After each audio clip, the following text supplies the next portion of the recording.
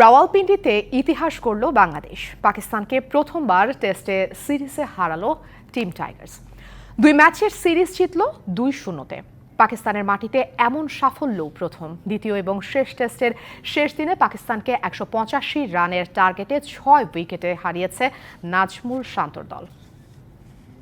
Bangladesh have gone on to win the first. এই উল্লাস রাওয়ালপিন্ডিতে ইতিহাস রচনার। এই উল্লাস ঐতিহাসিক বিজয়ের। পাকিস্তানের বিপক্ষে তাদের ঘরের মাঠেই টেস্ট সিরিজ জয় টাইগারদের। সেই সাথে সাদা পোশাকের ক্রিকেটে তৃতীয়বারের মতো সিরিজ জয়ের আনন্দে ভাসল বাংলাদেশ। চতুর্থ দিনেই জয়ের সুবাতাস পাচ্ছিল টাইগাররা। পঞ্চম দিনের শুরুতে বৃষ্টির আশঙ্কা থাকলেও তেমনটা ঘটেনি। আগের দিনের 2 অপরাজিত ব্যাটার জাকির ও সাদমান ব্যাট করতে থাকে দেখে শুনেই।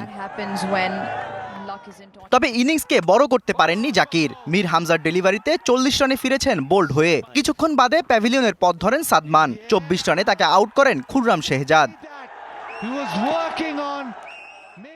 এরপর অধিনায়ক শান্ত আর মুমিনুল দেন ধৈর্যের পরিচয়। জয়ের জন্য যেভাবে খেলা দরকার সেটাই করেন এই 2 ব্যাটার। তাদের 57 রানের জুটিতে জয়ের ভিত পায় Bangladesh.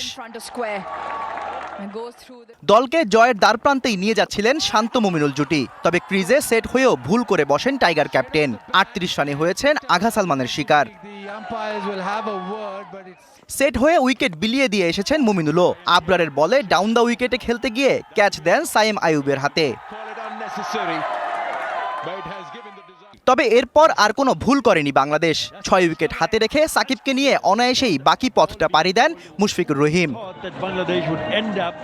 Shahriar Hossain, DBC news desk.